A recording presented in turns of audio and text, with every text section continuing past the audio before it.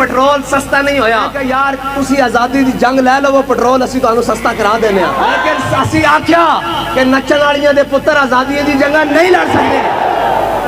एक गल अगर तासुबे क़यामत गलत हो जावे असी जुर्मदार हैं।